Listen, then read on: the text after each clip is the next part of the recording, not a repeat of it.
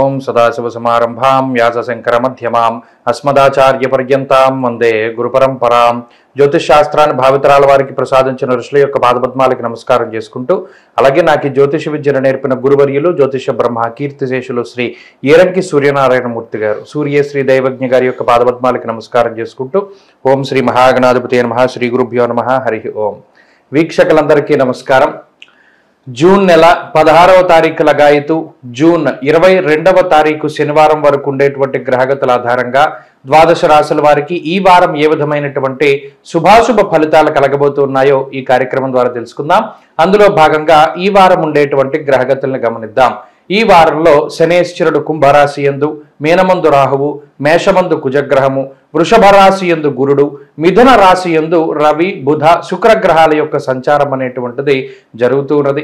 అలాగే చంద్రుడు కన్యా, తుల, వృశ్చిక రాశుల యందు సంచరించబోతూ ఉన్నారు. కేతు కన్యా రాశి యందు ఉన్నారు. ఇటువంటి పరిస్థితుల్లో ద్వాదశ రాశుల వారికి ఏ విధమైనటువంటి శుభాశుభ ఫలితాలు కలగబోతున్నా తెలుసుకుందాం.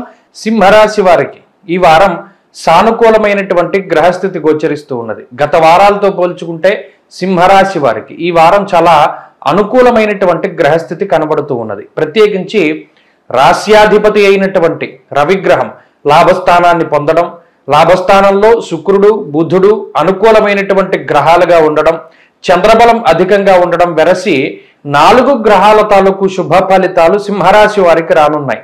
చాలా వారాల తర్వాత ఇన్ని గ్రహాలు అనుకూలిస్తూ ఉండడంతో మనోల్లాసము కలుగుతుంది. అనగా మానసికమైనటువంటి ఉల్లాసము, ఉత్సాహము, కొంత నిరాశ, నిస్పృహ, నిస్సత్తువుల నుండి బయటకు వచ్చేటువంటి పరిస్థితుల్లో సింహరాశి వారు ఉంటారు.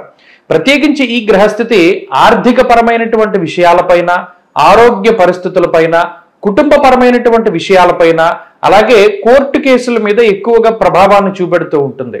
కారణం ఏంటి అంటే అధికార సంబంధమైనటువంటి గ్రహాలు ఎప్పుడైతే లాభస్థానంలో అనుకూలిస్తూ ఉన్నాయో వారికి ఈ ప్రభుత్వ పరంగా రావాల్సినటువంటి లబ్ధి సకాలంలో చేకూరుతూ ఉండడం, అలాగే కోర్టు కేసుల నుండి ఊరట లభిస్తూ ఉండడం, వంశపారంపర్యంగా వస్తూ ఉన్నటువంటి ఆ పారంపర్య విధానాలు ఏవైతే ఉన్నాయో అవన్నీ సక్రమంగా సకాలంలో వీరికి చేరుతూ ఉండడం లాంటి అంశాలన్నీ కూడా ఈ వారంలో చూడవచ్చు. ఇక ఆర్థిక పరమైనటువంటి అంశాలు చాలా అనుకూలంగా ఉన్నాయి.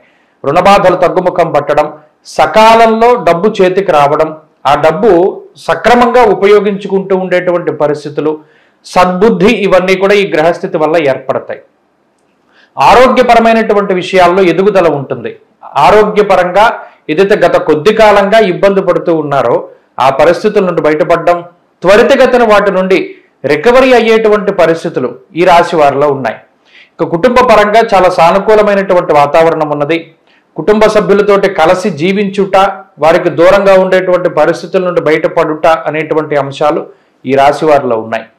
ఇక ఉద్యోగ వ్యాపారాలు చాలా చక్కగా ముందుకు సాగుతూ ఉంటాయి. ఏదైనా ఒడిదుడుకులు ఉన్నా వాటి నుండి బయటపడడానికి గ్రహ సంపత్తి అవకాశాన్ని కల్పిస్తూ ఉంటుంది. విద్యార్థులకి ఈ గ్రహస్థితి చాలా సానుకూలమైనటువంటి ఫలితాలను ఇస్తూ ఉన్నది. అంతేకాక స్త్రీలకు ప్రత్యేకించి చాలా కాలంగా అవ్వనటువంటి పనులు ముందుకు సాగుతూ ఉండడం, వివాహాది శుభ కార్యక్రమాలు, సంతానానికి సంబంధించినటువంటి విషయాలు, ఇవన్నీ కూడా చాలా అదృష్టంగా దైవ బలంతో ముందుకు సాగుతూ ఉంటాయి. సింహరాశి వారి వారం మరింత అనుకూలమైనటువంటి ఫలితాలను సాధించడానికై దక్షిణామూర్తి యొక్క ఆరాధన చేస్తూ ఉండడం చెప్పదగినటువంటి సూచన. ఈ వారంలో కలిసి వచ్చేటువంటి రోజు బుధవారంగా చెప్పవచ్చును. అదృష్ట సంఖ్య 9, అదృష్ట వర్ణము లేత ఆకుపచ్చ రంగు. తదుపరి కన్యారాశి.